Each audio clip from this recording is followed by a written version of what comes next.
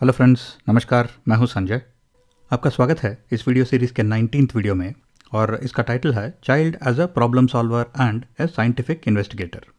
ये topic CTET CDP syllabus में 19th topic है। हमारे चैनल पे सारे वीडियोस आपको 2 वर्जन्स में मिल जाएंगे, इंग्लिश और हिंदी। जो भी आपको कंफर्टेबल लगता है उस लैंग्वेज में आप वीडियो को देख सकते हैं। इस सीरीज़ में मैं सिर्फ उन टॉपिक्स को कवर कर रहा हूँ जो कि इंपॉर्टेंट है आपके एग्जाम पॉइंट ऑफ व्यू से। हर एक वीडियो के डिस्क्रिप्शन में आपको लिंक्स मिल जाएंगे इन स्पेसिफिक टॉपिक्स के लिए, ताकि अगर आप इन वीडियोस को इंस्टॉलमेंट बेसिस में देख रहे हैं, यानी कि पॉज करके थोड़ा थोड़ा करके देख रहे हैं, तो आप इन लिंक्स को यूज़ करके डायरेक्टली उस पार्ट तक जा सकते हैं जहाँ पे आपने वीडियो को पॉज किया हुआ है। इस वीडियो में हम शुरू करते हैं एक डिस्कशन करके कि व्हाट आर प्रॉब्लम्स। फिर देखते हैं कि टाइप्स ऑफ प्रॉब्लम्स क्या होते हैं, प्रॉब्लम बेस्ड लर्निंग क्या होता है और प्रॉब्लम सॉल्विंग स्टेप्स क्या होते हैं। फिर कुछ प्रॉब्लम सॉल्विंग स्ट्रैटेजीज़ के बारे में बात करेंगे, जैसे कि जस्टाल्ट अप्रोच, साइंटिफिक मेथड और Graham Wallace creative problem solving approach. फिर बात करते हैं क्लासरूम स्ट्रैटेजीज़ के बारे में और how we can develop problem solving skills in children, यानी कि प्रॉब्लम सॉल्विंग का इंपॉर्टेंस क्या है, child as a problem solver का मतलब क्या है, child as a scientific investigator का मतलब क्या है। फिर हम देखेंगे कि किस तरह के ट्रेड्स या बिहेवियर्स को हमें इनकरेज करना पड़ता है बच्चों में, ताकि उनका प्रॉब्लम सॉल्विंग स्किल्स को हम डेवलप कर सकें। और वीडियो के एंड में हम कुछ सैम्पल क्वेश्चंस सॉल्व करेंगे पुराने क्वेश्चन पेपर से। तो चलिए शुरू करते हैं। क्योंकि इस वीडियो का टॉपिक प्रॉब्लम सॉल्विंग के बारे में है, तो पहले हमें ये समझ लेना चाहिए कि ये प्रॉब्लम्स आखिर होते क्या है। नॉर्मली हम प्रॉब्लम को एसोसिएट करते हैं, जो डिफ़िकल्टीज हम ज़िंदगी में फेस कर रहे हैं उनको हम प्रॉब्लम कंसिडर करते हैं, या फिर प्रॉब्लम्स सुनते ही हम मैथ्स प्रॉब्लम्स या फिर साइंस प्रॉब्लम के बारे में सोचते हैं। लेकिन प्रॉब्लम्स एक्चुअली इनके अलावा भी बहुत कुछ है, यानी कि प्रॉब्लम वो कोई भी सिचुएशन हो सकता है जहाँ पे हमें कुछ एक्शन लेना है या फिर कोई डिसीजन लेना है। जैसे कि अगर मुझे कल सुबह 5 बजे उठना है, तो प्रॉब्लम ये है कि मैं कैसे उठूँगा। तो उस प्रॉब्लम को सॉल्व करने के लिए मैं एक अलार्म क्लॉक का यूज़ करता हूँ। और कल सुबह मुझे ब्रेकफास्ट करना है, तो क्या मैं खुद ब्रेकफास्ट बनाऊँ या फिर ब्रेकफास्ट ऑर्डर करूँ। यहाँ पे मुझे एक डिसीजन लेना है और उस डिसीजन के बेसिस पे कुछ एक्शंस भी कंप्लीट करने हैं। कल मैं अगर ऑफिस जाते समय ये देखता हूँ कि मेरा कार स्टार्ट नहीं हो रहा है, तो वो एक डिफ़िकल्टी है और वो एक प्रॉब्लम है जिसे मुझे सॉल्व करना है। और अगर मुझे कुछ शॉपिंग करना है, तो कहाँ जाऊँगा, क्या खरीदूँगा, ये भी कुछ डिसीजंस है और उनके बेसिस पे मुझे एक्शंस भी कुछ लेने होंगे। इसी तरह से मूवी देखना भी एक प्रॉब्लम है, क्योंकि मुझे ये डिसाइड करना पड़ेगा कि कौन सा मूवी देखूंगा और कहाँ देखूंगा, थिएटर जाना है कि नेटफ्लिक्स पे देखना है। तो इस तरह से प्रॉब्लम्स हम एवरीवेयर, यानी हर जगह देखते हैं प्रॉब्लम्स को, और हम प्रॉब्लम्स को एवरीडे फेस करते हैं। हर एक दिन अपनी ज़िंदगी में हम कोई ना कोई प्रॉब्लम को फेस करते हैं। प्रॉब्लम्स को हम 2 मेन कैटेगरीज में डिवाइड कर सकते हैं, इल स्ट्रक्चर्ड यानी अनस्ट्रक्चर्ड प्रॉब्लम्स और वेल स्ट्रक्चर्ड यानी स्ट्रक्चर्ड प्रॉब्लम्स। अब इल स्ट्रक्चर्ड प्रॉब्लम्स जो है वो क्लियरली डिफाइंड नहीं होते और well structured problems clearly defined होते हैं। जैसे कि अगर मैं कल अपने मैकेनिक के पास जाके बोलता हूँ कि मेरा कार कर कर साउंड कर रहा है, तो मैं उसे ज़्यादा यूज़फुल इन्फॉर्मेशन नहीं दे रहा हूँ, उसे सिर्फ एक प्रॉब्लम दे रहा हूँ कि मेरे कार से कुछ आवाज़ आ रहा है। अब मैं उसे ये नहीं बता रहा हूँ कि कार के सामने वाले हिस्से से आवाज़ आ रहा है या फिर पीछे वाले हिस्से से, और ये आवाज़ कब आता है। तो ये एक इल स्ट्रक्चर्ड या फिर अनस्ट्रक्चर्ड प्रॉब्लम है। अगर मैं उसे ये बोलता हूँ कि कार के सामने वाला लेफ़्ट साइड का जो पहिया है वहाँ से साउंड आ रहा है, और ये साउंड तभी आता है जब मैं टर्न करता हूँ, तो अब मैं उसे प्रॉब्लम दे रहा हूँ और मैं उसे कुछ क्लूज़ या फिर इन्फॉर्मेशन दे रहा हूँ कि ये प्रॉब्लम कहाँ पे हो सकता है, तो उसे कुछ यूज़फुल और स्ट्रक्चर्ड इन्फॉर्मेशन दे रहा हूँ। तो ये है क्लियरली डिफाइंड यानी कि वेल स्ट्रक्चर्ड या फिर स्ट्रक्चर्ड प्रॉब्लम। नेक्स्ट हम बात करते हैं concept of problem based learning के बारे में। जो ट्रेडिशनल लर्निंग अप्रोच है उसमें टीचर या फिर सिलेबस बोलता है बच्चों को कि उन्हें क्या सीखना है। जैसे कि सिलेबस में दिया जा सकता है कि बच्चों को ट्रायंगल का एरिया कैलकुलेट करना सीखना है और पेंटागन का एरिया कैलकुलेट करना सीखना है। तो स्टूडेंट्स उन कॉन्सेप्ट्स को समझते हैं और उन फॉर्मूलाज को मेमोराइज कर लेते हैं, फिर कुछ एग्जाम्पल सॉल्व करते हैं उनको समझने के लिए, और ये है ट्रेडिशनल अप्रोच। तो यहाँ पे लर्निंग कौन ड्राइव कर रहा है, या तो सिलेबस ड्राइव कर रहा है या फिर टीचर्स ड्राइव कर रहे हैं। तो ये टीचर सेंट्रिक या फिर सब्जेक्ट सेंट्रिक अप्रोच होता है।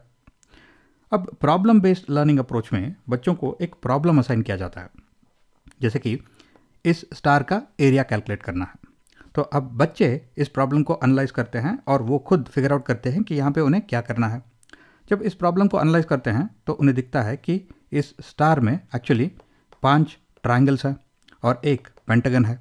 इसका मतलब है कि अगर वो ट्रायंगल का एरिया कैलकुलेट करना वाला फॉर्मूला यूज़ करते हैं और इन ट्रायंगल्स का एरिया वो कैलकुलेट करते हैं, फिर पेंटागन का एरिया फॉर्मूला यूज़ करके इस पेंटागन का एरिया कैलकुलेट करते हैं और उन सबको ऐड करते हैं, तो उनको इस स्टार का जो एरिया है वो मिल जाएगा। तो इसका मतलब है कि दोनों अप्रोचेस में स्टूडेंट्स वही सीख रहे हैं, लेकिन इस प्रॉब्लम बेस्ड लर्निंग अप्रोच में लर्निंग स्टूडेंट्स खुद ड्राइव कर रहे हैं। तो ये एक लर्नर सेंट्रिक अप्रोच है। तो स्टूडेंट्स ग्रुप में काम कर रहे हैं और उस ग्रुप में वो एक ओपन एंडेड प्रॉब्लम को सॉल्व कर रहे हैं, क्योंकि इस प्रॉब्लम को सॉल्व करने के और भी तरीके हो सकते हैं। तो ये एक ओपन एंडेड प्रॉब्लम है। तो यहाँ पे ये प्रॉब्लम जो है वो ड्राइव कर रहा है मोटिवेशन को और लर्निंग को, टीचर नहीं, सब्जेक्ट नहीं। तो स्टूडेंट्स क्या सीख सकते हैं इस प्रॉब्लम बेस्ड लर्निंग अप्रोच से? पहले तो यहाँ पे टीम वर्क हो रहा है, तो स्टूडेंट्स वर्किंग इन टीम्स किस तरह से होता है वो सीख लेते हैं। नेक्स्ट, इस टीम्स में कुछ लीडर्स होते हैं और कुछ फॉलोअर्स होते हैं, तो लीडरशिप स्किल्स भी उन्हें सीखने को मिलता है, क्योंकि उन्हें कम्युनिकेट करना पड़ता है दूसरे बच्चों के साथ और टीचर्स के साथ। तो ओरल और रिटन कम्युनिकेशन भी वो प्रैक्टिस कर सकते हैं। फिर ये असाइनमेंट कंप्लीट करते दौरान उनको पता चलता है कि उन्हें क्या मालूम है, क्या नहीं मालूम है, उनका कैपेबिलिटी क्या है। तो यहाँ पे सेल्फ अवेयरनेस भी क्रिएट हो रहा है। नेक्स्ट, इस प्रॉब्लम को सॉल्व करने के लिए उन्हें क्रिटिकल थिंकिंग और एनालिसिस भी प्रैक्टिस करना पड़ता है, क्योंकि जो भी कॉन्सेप्ट उन्हें समझ में आ रहा है उन्हें दूसरे सब बच्चों को समझाना है या फिर टीचर को समझाना है, तो एक्सप्लेनिंग कॉन्सेप्ट्स भी वो सीख लेते हैं। फिर जो भी वो थियरी सीख रहे हैं किसी टेक्स्ट बुक से या फिर कोई वेबसाइट पे, वो थियरीज को वो इस एग्जाम्पल को, रियल वर्ल्ड एग्जाम्पल को सॉल्व करने में वो यूज़ कर रहे हैं। नेक्स्ट, क्योंकि वो बहुत सारा रिसर्च कर रहे हैं यहाँ पे, तो रिसर्चिंग एबिलिटी का भी प्रैक्टिस हो जाता है। तो इस तरह से बच्चे बहुत कुछ सीख सकते हैं through problem based learning approach. अब मैं आपको एक असाइनमेंट देता हूँ। गूगल में जाइए और सर्च कीजिए प्रॉब्लम सॉल्विंग स्टेप्स या फिर प्रॉब्लम सॉल्विंग मॉडल्स। आपको कई सारे ऐसे कलरफुल मॉडल्स मिल जाएंगे, जिनमें 3 स्टेप्स हो सकते हैं, 5 स्टेप्स हो सकते हैं, 8 स्टेप्स हो सकते हैं, 12 स्टेप्स भी हो सकते हैं। लेकिन अगर आप इन सब मॉडल्स को थोड़ा डिटेल में पढ़ते हो तो आप देख सकते हो कि इन अलग अलग टर्मिनोलॉजी के पीछे, इन अलग अलग नंबर ऑफ स्टेप्स के पीछे एक ही तरह का अप्रोच यूज़ किया गया है प्रॉब्लम सॉल्विंग के लिए। क्योंकि प्रॉब्लम सॉल्विंग के लिए एक बेसिक अप्रोच होता है जो इन सब में कॉमन है। ये अलग अलग प्रॉब्लम सॉल्विंग मॉडल्स के पीछे एक बेसिक अप्रोच होता है, कुछ बेसिक स्टेप्स होते हैं। जैसे पहले हमें प्रॉब्लम को आइडेंटिफाई करना होता है। मैं अपने मोबाइल से कॉल नहीं कर सकता, तो ये मेरा प्रॉब्लम है। अब मैं इस प्रॉब्लम को एनालाइज करता हूँ और देखता हूँ कि ये शायद नेटवर्क इशू हो सकता है या फिर फ़ोन इशू या फिर सिम इशू। फिर मैं कुछ सॉल्यूशंस को हाइपोथेसाइज करता हूँ। जैसे कि अगर ये नेटवर्क इशू है तो शायद मैं अगर बाहर जाऊँगा तो वो इशू सॉल्व हो जाएगा, क्योंकि सिग्नल स्ट्रांग हो जाएगा। अगर ये फ़ोन इशू है तो शायद फ़ोन रीस्टार्ट करने से प्रॉब्लम सॉल्व हो जाएगा। और अगर ये सिम इशू है तो मैं सिम को रीइंसर्ट करके देख सकता हूँ। अब इन सारे जो सॉल्यूशंस हैं उनको मैं इवैल्यूएट करूँगा, और जो सबसे आसान वाला सॉल्यूशन है, ईजीएस्ट सॉल्यूशन, तो उससे पहले मैं स्टार्ट करूँगा। तो सबसे ईजीएस्ट सॉल्यूशन है फ़ोन रीस्टार्ट करना, तो मैं फ़ोन को रीस्टार्ट करता हूँ, that is executing selected solution. और फिर उसका मैं आउटकम जो है, रिजल्ट जो है, उसे एवैल्यूएट करता हूँ। क्या रीस्टार्ट करने के बाद क्या मैं फ़ोन कर सकता हूँ कि नहीं? अगर मैं फ़ोन कर सकता हूँ तो इसका मतलब है कि रीस्टार्टिंग फ़ोन जो है वो एक सक्सेसफुल हाइपोथेसिस था, तो इसका मतलब है कि इशू जो है वो फ़ोन में ही था। अगर रीस्टार्ट करने के बाद भी मैं कॉल नहीं कर पाता हूँ तो इसका मतलब है कि मुझे पता चलता है कि ये फ़ोन इशू नहीं था, राइट? तो मैं अपने पुराने हाइपोथेसिस के ऊपर बिल्ड कर सकता हूँ और फिर से एनालिसिस मोड में जाके एक और हाइपोथेसिस को ट्राई कर सकता हूँ। तो ये है कुछ fundamental steps in problem solving. अब हम बात करेंगे कुछ इंपॉर्टेंट प्रॉब्लम सॉल्विंग स्ट्रैटेजीज या फिर अप्रोचेस के बारे में जो हम सिखा सकते हैं बच्चों को इन द क्लासरूम। पहले तो हमें ये चेक करना है कि क्या ये यूनिक प्रॉब्लम है या फिर इसी तरह का प्रॉब्लम किसी और ने पहले भी सॉल्व किया हुआ है। अगर किसी ने इसी तरह का प्रॉब्लम सॉल्व किया हुआ है तो उसके लिए शायद एक रूल हो सकता है जो हम यूज़ कर सकते हैं, या फिर ये अगर एक स्टैंडर्ड प्रॉब्लम है तो उसके लिए एक स्टैंडर्ड फार्मूला भी हो सकता है सॉल्व करने के लिए। नहीं तो हम ट्रायल एंड एरर या फिर गेस एंड चेक अप्रोच भी यूज़ कर सकते हैं। कभी कभी अगर प्रॉब्लम में बहुत सारा डेटा दिया गया है तो उसे अगर हम एक टेबल या फिर एक लिस्ट की तरह बना के देखते हैं तो हमें आसानी होती है उस प्रॉब्लम को एनालाइज करने में। कभी कभी प्रॉब्लम को समझने के लिए एक डायग्राम, चार्ट, मॉडल या फिर एक ग्राफ बनाना पड़ता है, तभी हम प्रॉब्लम को समझ सकते हैं और उसे सॉल्व कर सकते हैं। कभी कभी हम प्रॉब्लम को एक्ट आउट करके भी सॉल्व कर सकते हैं। जैसे कि अगर मैं ऑफिस से घर चल के आ रहा था और घर आके देखता हूँ कि मेरा चाबी गुम गया है, तो मैं फिर से उसी रास्ते पे चल के जाता हूँ ताकि मैं ये देख सकूँ कि क्या चाबी कहीं रास्ते में गिर गया है। और अगर मैं आते समय किसी एक दुकान में रुका था कुछ खरीदने के लिए, तो उस दुकान में भी मैं चेक करूँगा कि क्या मैं की यहाँ पे भूल गया था। तो इस तरह से एक्ट आउट करके भी कभी कभी प्रॉब्लम्स को सॉल्व किया जा सकता है। कभी कभी प्रॉब्लम को हमें गौर से एनालाइज करना पड़ता है ये देखने के लिए कि क्या इसमें कोई पैटर्न है। अगर हम पैटर्न को पहचान लेते हैं तो हम उस प्रॉब्लम को सॉल्व कर सकते हैं। कभी कभी एक क्वेश्चन में या फिर एक प्रॉब्लम में बहुत सारा डेटा दिया जाता है और उसमें से बहुत सारा जो इन्फॉर्मेशन है वो इररिलेवेंट होता है, जो कि हमें कंफ्यूज कर रहा है और जो ज़रूरी नहीं है उस प्रॉब्लम को सॉल्व करने के लिए। तो हमें रिलेवेंट और इररिलेवेंट इन्फॉर्मेशन को सेपरेट करना चाहिए और सिर्फ रिलेवेंट इन्फॉर्मेशन पे फोकस करना चाहिए ताकि हम प्रॉब्लम को सॉल्व कर पाए। कभी कभी प्रॉब्लम को अगर हम छोटे छोटे पार्ट्स में, टुकड़ों में डिवाइड कर लेते हैं तो तब हमें समझ में आता है कि प्रॉब्लम आखिर है कहाँ, हमें क्या करना है स्पेसिफिकली प्रॉब्लम को सॉल्व करने के लिए। कभी कभी प्रॉब्लम को सॉल्व करने के लिए आपको लॉजिक या फिर रीजनिंग का इस्तेमाल करना पड़ता है। और अगर प्रॉब्लम बहुत ही कॉम्प्लेक्स है तो पहले हम एक सिंपल प्रॉब्लम को सॉल्व करते हैं ताकि हमें उस अप्रोच में क्लैरिटी मिले और बाद में हम कॉम्प्लेक्स प्रॉब्लम को सॉल्व कर सकते हैं। और कभी कभी हम वर्किंग बैकवर्ड्स भी यूज़ कर सकते हैं, यानी अगर हमें आंसर पहले से पता है तो हम वर्क बैकवर्ड करके उस प्रॉब्लम को फुल्ली सॉल्व कर सकते हैं। तो ये कुछ इंपॉर्टेंट प्रॉब्लम सॉल्विंग स्ट्रैटेजीज या फिर अप्रोचेस है जो हम क्लासरूम में यूज़ कर सकते हैं। अब हम बात करेंगे द जेस्टाल्ट अप्रोच के बारे में। जेस्टाल्ट अप्रोच में हम प्रॉब्लम्स को सॉल्व कर सकते हैं यूजिंग रिप्रोडक्टिव थिंकिंग या फिर प्रोडक्टिव थिंकिंग। रिप्रोडक्टिव थिंकिंग का मतलब है हम एक पुराने सॉल्यूशन को रिप्रोड्यूस कर रहे हैं, एक प्रीवियस एक्सपीरियंस को हम रीयूज कर रहे हैं। प्रोडक्टिव थिंकिंग का मतलब है हम एक प्रॉब्लम को एक नए नज़रिए से देख रहे हैं, एक नया अप्रोच यूज़ कर रहे हैं बाय रीस्ट्रक्चरिंग द प्रॉब्लम। जैसे कि जब मैं जयपुर में था तो जब समर में घर बहुत ही गर्म होता था तो मैंने एक एसी फिक्स किया तो घर ठंडा हो गया, तो प्रॉब्लम सॉल्व हो गया। जब मैं हैदराबाद मूव करता हूँ तो समर में अगर घर गर्म होने लगता है तो इसका सबसे आसान सॉल्यूशन है रिप्रोडक्टिव थिंकिंग यूज़ करके। यानी कि जो एक्सपीरियंस मुझे जयपुर में था कि एक एसी फिक्स करने से प्रॉब्लम सॉल्व हो जाएगा, वो मैं यहाँ पे भी यूज़ कर सकता हूँ in the new situation, new problem. तो एक एसी फिक्स कर दिया तो प्रॉब्लम सॉल्व हो जाता है। तो ये है रिप्रोडक्टिव थिंकिंग, जहाँ पे हम एक पुराने सॉल्यूशन को या फिर एक पुराने एक्सपीरियंस को हम रिप्रोड्यूस कर रहे हैं, रीयूज़ कर रहे हैं। अब प्रोडक्टिव थिंकिंग का मतलब है हम उसी प्रॉब्लम को एक नए नज़रिए से देख रहे हैं। जैसे कि हैदराबाद में मैं रियलाइज़ करता हूँ कि मेरा घर जो है वो टॉप मोस्ट फ्लोर में है। तो इसका मतलब है कि घर गर्म होने का एक मेन वजह हो सकता है कि जो छत है, रूफ है, वो गर्म हो रहा है। यानी कि एसी लगवाने के बजाय मैं क्या करता हूँ कि छत को वाइट कलर पेंट से या फिर ये समर कूल कोटिंग से मैं कोट करा देता हूँ। तो रूफ अगर ठंडा रहता है, सीलिंग अगर ठंडा रहता तो शायद रूम गर्म नहीं होता, तो मुझे एसी लगाने की ज़रूरत ही नहीं है, तो मेरा इलेक्ट्रिसिटी कॉस्ट जो है वो बच जाता है। तो इसका मतलब है कि मैं एक ही प्रॉब्लम को दो अलग अलग तरह से सॉल्व कर सकता हूँ, प्रोडक्टिव थिंकिंग और रिप्रोडक्टिव थिंकिंग। जेस्टाल्ट अप्रोच में जो रिप्रोडक्टिव थिंकिंग है उसे हम एल्गोरिथमिक अप्रोच भी बुला सकते हैं, क्योंकि यहाँ पे एक स्पेसिफिक सीरीज ऑफ स्टेप्स को हम फॉलो करेंगे और उसका आउटकम भी प्रिडिक्टेबल होता है। जैसे कि जयपुर में गर्मी में मैंने एक दुकान को फ़ोन किया, उन्होंने एक एसी भेजा और एसी फिक्स हो गया, उसके बाद रूम ठंडा हो गया। तो इसका मतलब है हैदराबाद में भी इसी तरह के सिचुएशन में यही स्टेप्स फॉलो कर सकता हूँ।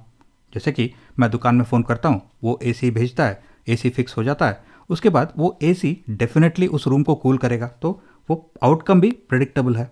तो ये है एल्गोरिथमिक अप्रोच। अब जो प्रोडक्टिव थिंकिंग था उसमें मैं उसी प्रॉब्लम को एक अलग नज़रिए से देखने की कोशिश कर रहा था, एक अलग तरह से सॉल्व करने की कोशिश कर रहा था।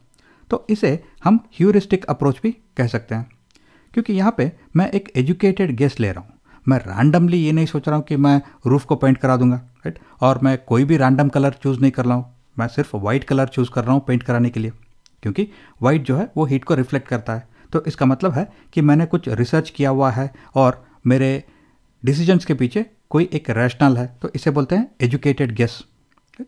और रूफ को पेंट कराने के बाद या तो वाइट कलर पेंट से या फिर ये समर कूल कोटिंग से, उसके बाद अगर रूम वाकई ठंडा होता है तो वो एक गाइड बन जाता है फॉर फ्यूचर सिचुएशंस।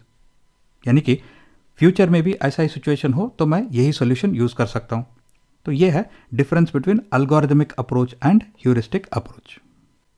पुराने क्वेश्चन पेपर्स में मैंने कुछ क्वेश्चंस देखे हैं about the scientific method of problem solving, और इन क्वेश्चंस में ये पूछा गया है कि दिए गए स्टेप्स में से कौन सा पहला स्टेप है इन द साइंटिफिक मेथड, या फिर कौन सा लास्ट स्टेप है, या फिर कुछ स्टेप्स को देखे हमें ये भी पूछा जा सकता है कि इन स्टेप्स का करेक्ट सीक्वेंस क्या है, करेक्ट ऑर्डर क्या है।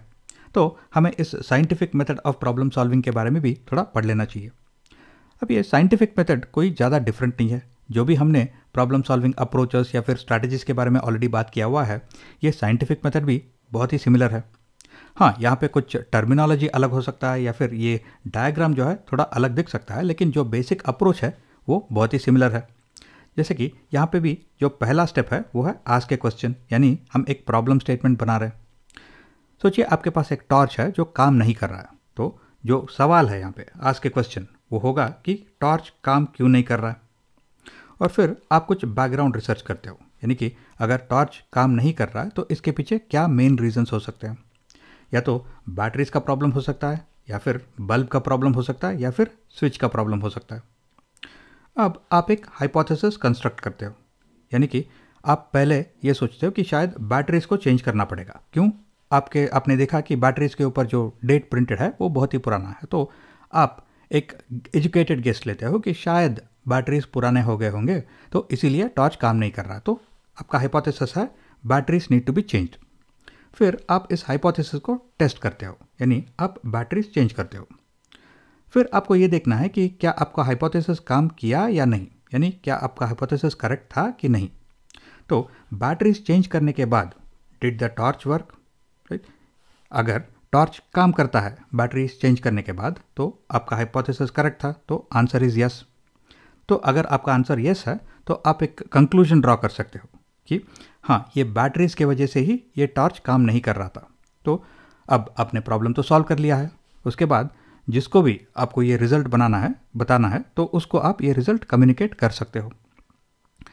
अगर बैटरीज चेंज करने के बाद भी वो टॉर्च काम नहीं करता तो यहाँ पे आंसर है नो, यानी कि आपका हाइपोथेसिस जो था वो गलत था। तो आप एक नया हाइपोथेसिस बनाते हो। इस बार शायद आप बल्ब चेंज करना चाहते हो, तो फिर से आप टेस्ट द हाइपोथेसिस स्टेप में वापस चले जाते हो और उसके बाद सेम प्रोसेस लो आप यूज़ करते हो। तो ये है the scientific method of problem solving. अब हम बात करेंगे ग्राहम वॉलेस के क्रिएटिव प्रॉब्लम सॉल्विंग अप्रोच के बारे में। ग्राहम वॉलेस एक ब्रिटिश सोशल साइकोलॉजिस्ट थे और एक एजुकेशनलिस्ट भी थे, और ये को फाउंडर थे of the London school of economics. अगर आपको याद है तो डेवलपमेंट वाले चैप्टर में हमने नेचर वर्सेस नर्चर थियरी के बारे में बात किया था। तो ग्राहम वॉलेस एक प्रोपोनेंट या फिर एक सपोर्टर थे ऑफ द नर्चर थियरी, यानी नर्चर नेचर से ज़्यादा इंपॉर्टेंट होता है in the cognitive development of a person. और ग्राहम वॉलेस ऐसे पहले व्यक्ति थे जिन्होंने एक कंप्लीट मॉडल को प्रपोज किया अबाउट द क्रिएटिव प्रोसेस, यानी कि क्रिएटिव प्रॉब्लम सॉल्विंग अप्रोच को इन्होंने प्रपोज किया था। यह बहुत ही इंटरेस्टिंग अप्रोच है, तो इसको ब्रीफली हम समझ लेते हैं। ग्राहम वॉलेस के क्रिएटिव प्रॉब्लम सॉल्विंग अप्रोच में 5 डिस्टिंक्ट स्टेप्स हैं। पहला है प्रिपरेशन, उसके बाद इंक्यूबेशन, फिर इल्यूमिनेशन, फिर वेरिफिकेशन और फाइनली एलाबोरेशन। प्रिपरेशन स्टेज में हम प्रॉब्लम के बारे में ज़्यादा इन्फॉर्मेशन गैदर कर रहे हैं और हम देख रहे हैं कि हमें किस तरह का सोल्यूशन चाहिए, और हम ये भी देख रहे हैं कि क्या ये एक स्टैंडर्ड प्रॉब्लम है या फिर ये एक सिंपल प्रॉब्लम है जिसको हम इजीली सॉल्व कर सकते हैं। अगर स्टैंडर्ड या फिर सिंपल प्रॉब्लम है तो उसका सोल्यूशन भी हमें प्रिपरेशन स्टेज में ही मिल जाता है, तो हमें ये creative problem solving approach use करने का ज़रूरत ही नहीं पड़ता। लेकिन अगर प्रॉब्लम बहुत ही कॉम्प्लिकेटेड है तो प्रिपरेशन फेज में हम सिर्फ ग्राउंड वर्क कर रहे हैं, इन्फॉर्मेशन गैदर कर रहे हैं, लेकिन प्रॉब्लम को हम वहाँ पे सॉल्व नहीं कर सकते। और कभी कभी कुछ देर के बाद हम फ्रस्ट्रेट हो जाते हैं बोर हो जाते हैं, टायर्ड हो जाते हैं। तो क्या होता है, शायद हम उठ के ये कहते हैं कि ये सॉल्व नहीं हो रहा है, चलो चाय पी के आते हैं या फिर वॉक पे चलते हैं, या फिर शाम को अगर देर हो गया है तो ये भी कर सकते हैं कि चलो घर जाके सो जाते हैं, फिर कल आके देख लेंगे इसको। तो ये इनक्यूबेशन फेज़ में हम एक्टिवली प्रॉब्लम को सॉल्व करने की कोशिश नहीं कर रहे हैं। यहाँ पे हम अपने दिमाग को थोड़ा रेस्ट दे रहे हैं। लेकिन दिमाग सबकॉन्शियसली उस प्रॉब्लम के बारे में भी सोच रहा है, उसको अभी भी वो सॉल्व करने की कोशिश कर रहा है, क्योंकि उसके पास बहुत सारा अभी इन्फॉर्मेशन है, प्रिपरेशन स्टेज से जो हमें मिला हुआ है उसे वो प्रोसेस करने की कोशिश कर रहा है। और कभी कभी इंक्यूबेशन फेज़ के बाद या फिर इंक्यूबेशन फेज़ के दौरान सडनली हमें एक आइडिया आता है, अरे इस प्रॉब्लम को इस तरह से सॉल्व किया जा सकता है। तो वो है इल्यूमिनेशन, यानी ये एक बल्ब के जलने की तरह होता है। सडनली हमें एक आइडिया आता है। अब जब हमें आइडिया आ गया है तो उसे वेरीफाई करना है, टेस्ट करना है कि क्या ये सही अप्रोच है या नहीं।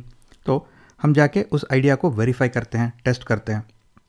अगर वो अप्रोच या फिर वो आइडिया सही है और उस प्रॉब्लम को सॉल्व कर सकता है तो तब हम एलाबोरेशन फेज़ में जाते हैं, यानी हम उस आइडिया को इम्प्लीमेंट करते हैं और उस प्रॉब्लम को हम सॉल्व कर लेते हैं और उसे डॉक्यूमेंट भी कर सकते हैं ताकि आगे जाके फिर से उसी आइडिया को हम यूज़ कर सकें।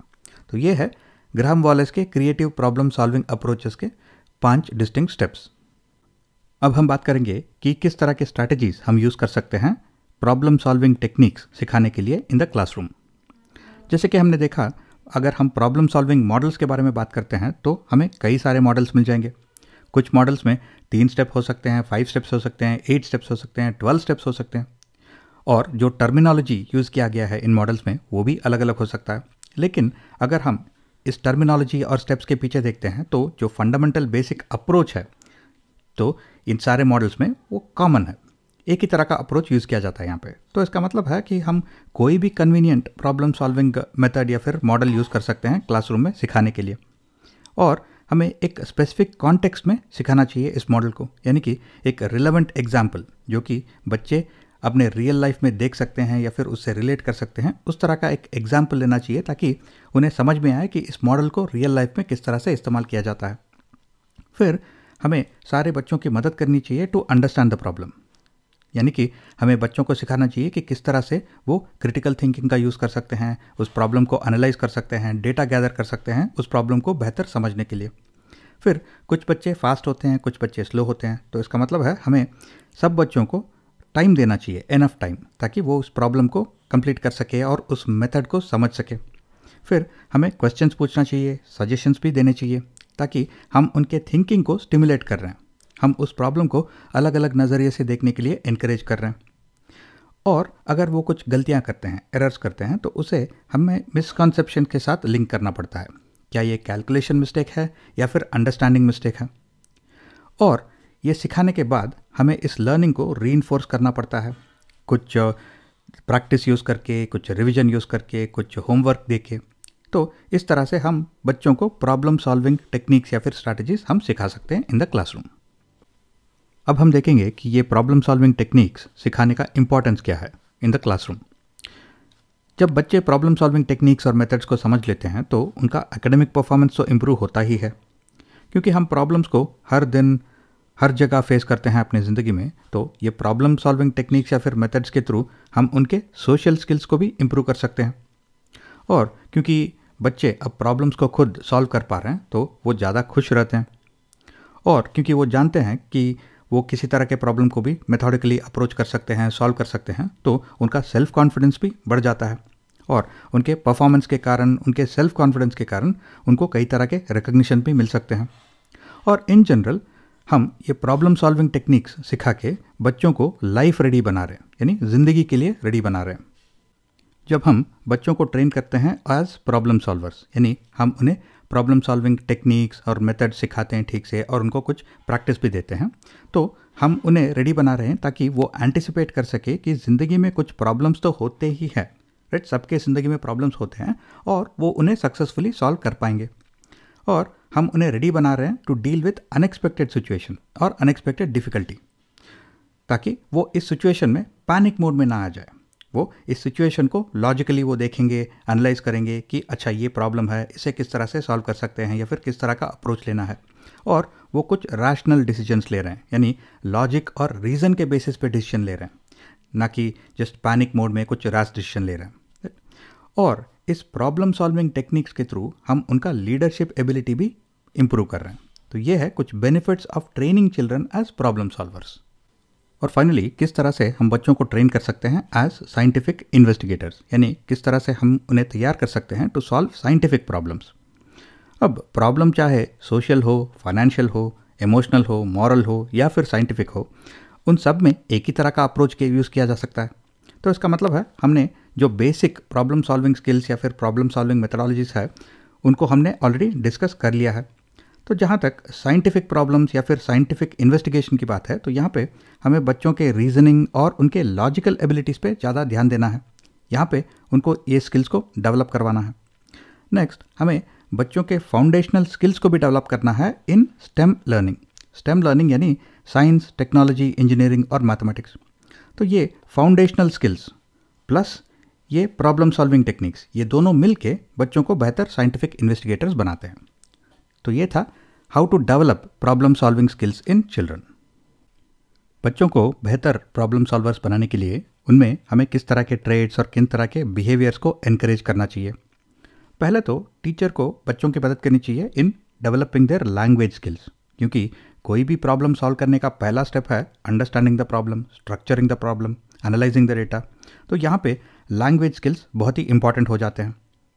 नेक्स्ट, बच्चे नेचुरली क्यूरियस होते हैं, तो उनमें क्यूरियोसिटी को एनकरेज करना चाहिए और एक साइंटिफिक थॉट भी डेवलप करना चाहिए। जैसे कि बच्चे अगर क्यूरियोसिटी से देख रहे हैं कि बारिश क्यों हो रहा है, तो उसे किस तरह से साइंटिफिकली अप्रोच कर सकते हैं, उसके साइंटिफिक रीजंस क्या है, उनमें भी उनको इंटरेस्ट होना चाहिए। तो ये है साइंटिफिक थॉट।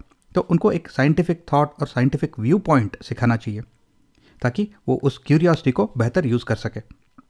कभी कभी बच्चे बहुत सारा एफर्ट डालते हैं कोई चीज़ में। जैसे कोई बच्चा जो है वो एक कंपटीशन के लिए प्रिपेयर करता है, लेकिन वो कंपटीशन जीत नहीं पाता। लेकिन यहाँ पे बच्चे के एफर्ट को और उसके प्रोसेस को भी रिवॉर्ड करना चाहिए, ना केवल रिजल्ट्स को। और बच्चे बहुत ही जल्द डिस्ट्रैक्ट हो जाते हैं कई सारी चीज़ों से, तो उनमें फोकस और परसिस्टेंस यानी कंसंट्रेशन भी डेवलप करना चाहिए। और बच्चों को इनकरेज करना चाहिए इमेजिनेशन यूज़ करने के लिए।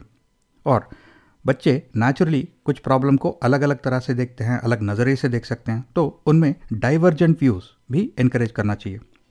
और बच्चों को अलाउ करना चाहिए टू क्वेश्चन स्टेटस को, यानी अगर एक प्रॉब्लम को सॉल्व करने का एक ही तरीका हम अब तक करते आए हैं और बच्चे पूछते हैं कि इसे एक अलग तरह से क्यों नहीं सॉल्व किया जा सकता, तो वो है क्वेश्चनिंग स्टेटस को। तो बच्चों को इनकरेज करना चाहिए टू क्वेश्चन स्टेटस को।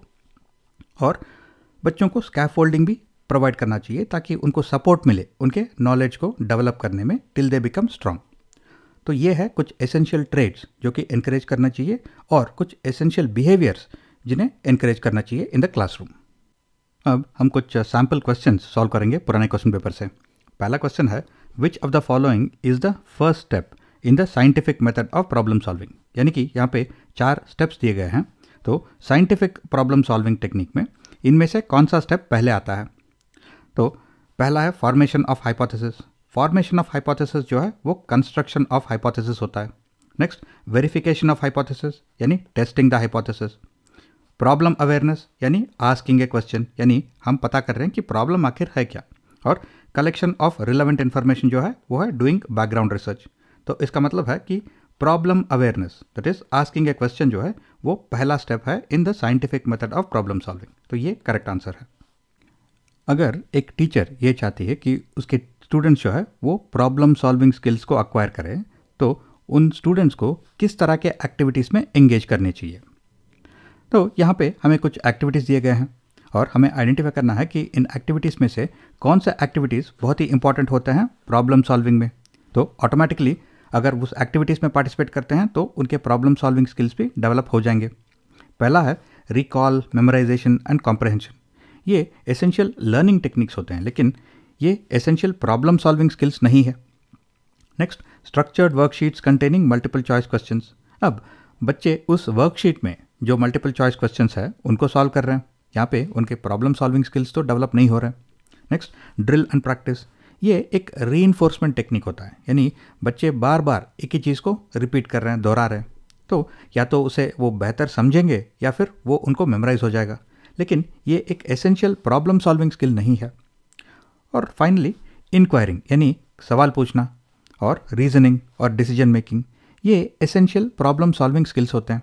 तो अगर बच्चे उन एक्टिविटीज़ में पार्टिसिपेट करते हैं जहाँ पे उनको इंक्वायरिंग, रीजनिंग और डिसीजन मेकिंग का यूज़ करना आता है, तो ऑटोमेटिकली उनके प्रॉब्लम सॉल्विंग स्किल्स डेवलप हो जाएंगे। तो इस क्वेश्चन का आंसर है ऑप्शन 4।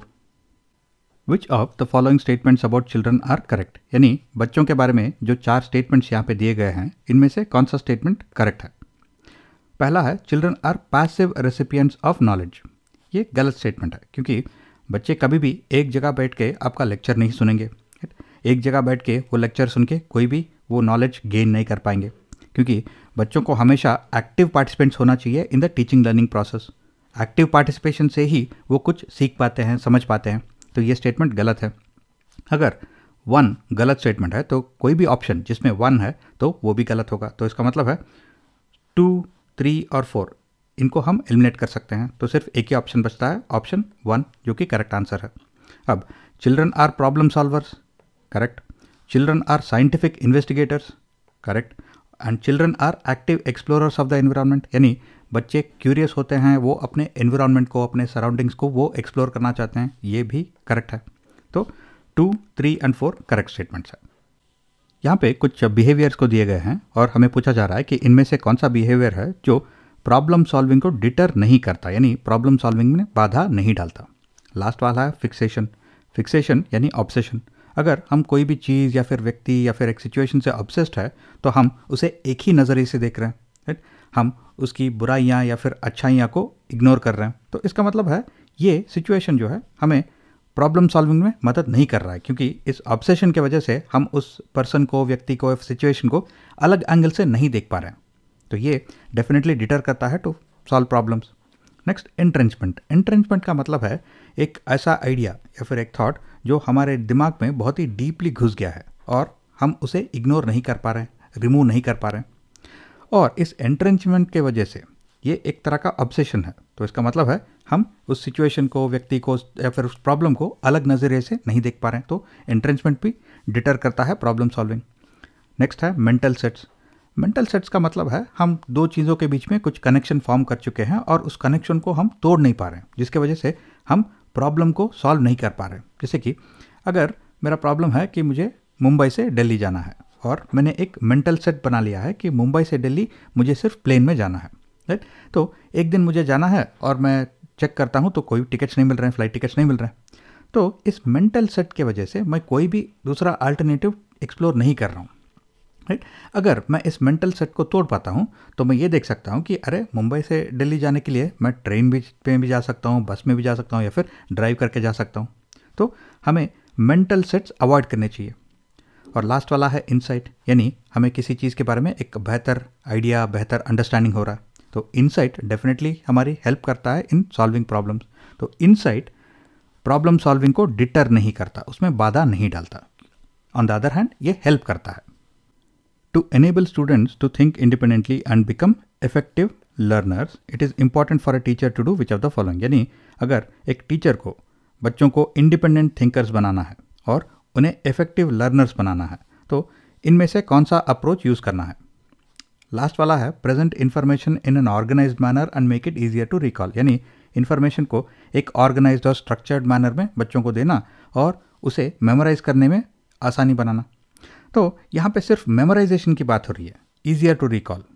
इससे बच्चे इंडिपेंडेंटली सोच नहीं पाएंगे और वो इफेक्टिव लर्नर्स भी नहीं बन पाएंगे। तो ये करेक्ट आंसर नहीं हो सकता। Next, give information in small units और चंक्स, यानी अगर बहुत सारा डेटा या इन्फॉर्मेशन है तो उसे थोड़ा थोड़ा करके छोटे छोटे पीसेस में हम बच्चों को दे रहे हैं। तो ये एक इफेक्टिव टीचिंग टेक्निक हो सकता है, लेकिन इससे बच्चे इंडिपेंडेंटली तो नहीं सोच रहे हैं और ये इफेक्टिव लर्निंग का भी कोई संकेत नहीं है। तो ये भी करेक्ट आंसर नहीं हो सकता। Next, offer rewards for each success achieved by the students. अब सिर्फ सक्सेस को रिवॉर्ड नहीं करना है, कभी कभी फेलियर को भी रिवॉर्ड करना पड़ता है, क्योंकि बच्चे अभी भी कुछ एफर्ट डाल रहे हैं, तो उस एफर्ट को भी रिवॉर्ड करना पड़ता है, वो प्रोसेस को भी रिवॉर्ड करना पड़ता है। तो सिर्फ अगर सक्सेस को हम रिवॉर्ड करेंगे तो ये अच्छा आइडिया नहीं है, तो ये भी करेक्ट आंसर नहीं हो सकता। फिर teaching students how to monitor their own learning. अगर बच्चे खुद अपने लर्निंग को मॉनिटर कर रहे हैं तो वो इंडिपेंडेंटली काम कर रहे हैं, इंडिपेंडेंटली सोच रहे हैं, और वो खुद अपना लर्निंग को मॉनिटर करेंगे तो उन्हें ही पता चलेगा कि उन्होंने क्या सीखा है, उन्हें अभी भी क्या सीखना है, उनका स्पीड क्या है। तो इसका मतलब है वो इफेक्टिव लर्नर्स भी बन रहे हैं। तो यहाँ पे ऑप्शन 1 करेक्ट आंसर है और बेस्ट ऑप्शन भी है। और इसी के साथ हमने इस वीडियो को कंप्लीट कर लिया है। अगर आपके कुछ क्वेश्चंस है या फिर कुछ फीडबैक है तो नीचे कमेंट सेक्शन में डाल दीजिए। मैं आपसे फिर से मिलता हूँ बहुत ही जल्द इस वीडियो सीरीज़ के अगले वीडियो में। Till then take care, stay safe.